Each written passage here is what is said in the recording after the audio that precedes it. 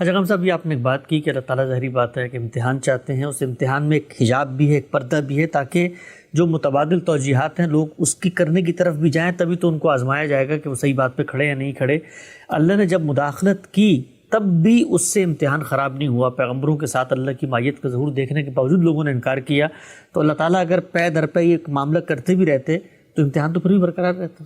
ایسا نہیں ہے، اس وقت پیغمبروں کے معاملات کیونکہ کبھی کبھی ہوتے ہیں، تاریخ کے مختلف ادوار میں ہوتے ہیں، اس وجہ سے وہ امتحان باقی رہتا ہے، ورنہ ان کے زمانے میں تو پھر اللہ تعالیٰ کا فیصلہ صادر ہو گیا، پھر سب انسانوں کے لیے وہ فیصلہ اسی دنیا میں صادر ہوتا، اور اگر وہ فیصلہ اس طریقے سے صادر ہوتا رہتا تو انسان کی صلاحیتوں کا جو ارتقا ہوا ہے وہ ختم ہو جاتا، یعنی پھر تو ڈرے مارے لوگ کانپتے رہتے اور کچھ بھی نہ ہوتا۔ تو پیغمبروں کی موجودگی میں جب دینونت برپا ہوئی ہے تو قومیں تباہ کر دی گئی ہیں، بستیوں کی بستیاں ختم کر دی گئی ہیں۔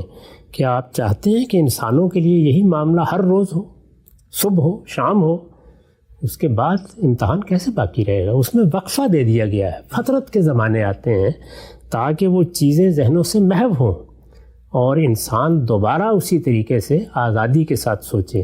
ذرا غور کریں، موت آتی ہے 2-3 دن کے لیے ہم میں سے ہر شخص کا خاتمہ کر دیتی، سب لوگوں کی توجہ موت پر ہوتی ہے، سب کو قبر نظر آ رہی ہوتی ہے۔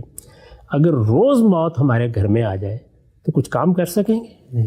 کوئی زندگی کو ہم انجوائے کر سکیں گے؟ اس کا کوئی لطف اٹھا سکیں گے؟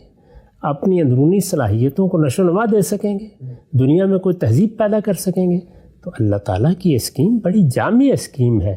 اس اسکیم میں ہمارے جو محدود ذہن ہیں ان کو لے کر تجاویز نہیں پیش کرنی چاہیے، ذات باری کو اس طرح ماننا چاہیے جیسے کہ وہ ہے، اور اس نے بڑی وضاحت کے ساتھ بتا دیا ہے کہ میں تمہارے علم کا بھی امتحان کر رہا ہوں، تمہارے عمل کا بھی امتحان کر رہا ہوں۔ بلکہ یہ بتایا ہے کہ اگر امتحان مقصود نہ ہوتا تو موت و حیات کا کارخانہ بنانے کی ضرورت ہی کیا تھی؟ یعنی موت و حیات تو اسی لیے ہے کہ ایک متعین مدت ہو، اس میں موت سر پر کھڑی رہے، جتنی مہلت ملے اس مہلت کے دوران میں یہ دیکھ لیا جائے کہ انسان کیا رویہ اختیار کرتا ہے۔ انہی الفاظ میں قرآن نے اس کو بیان کیا ہے کہ الذی خلق الموت والحیات لیبلوکم ایکم احسن عملا۔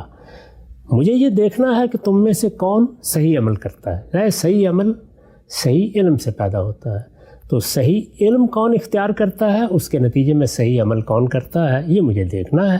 میں نے یہ موت و حیات کا کارخانہ بنایا ہے، اس لیے ہے موت و حیات کا کارخانہ جب بھی بنایا جائے گا ایک محدود مدت کے لیے کسی کو بھیجا جائے گا، اور انسان جیسی باشعور مخلوق کو، تو پھر یہ مہلت ایسی نہیں ہونی چاہیے کہ ہر روز آسمان سے کوئی برق گرتی رہے، ہر روز زلزلہ آتا رہے، ہر روز طوفان اٹھتے رہے۔ نہیں، یہ چیزیں کبھی کبھی ہوں گی تو پھر انسان جی سکے گا۔ اگر یہ ہمہ وقت ہوتی رہے، وہی کیفیت رہے جو پیغمبروں کے دنیا میں آنے کے نتیجے میں کسی قوم کے لیے پیدا ہوتی ہے، آپ غور کر کے دیکھیں اس کا حاصل کیا ہوگا۔ حاصل یہ ہوگا کہ انسان کی تمام صلاحیتیں بالکل سوڑ کر رہ جائیں گی، کچھ بھی باقی نہیں رہے گی۔ ٹھیک، بالکل واضح ہو گیا۔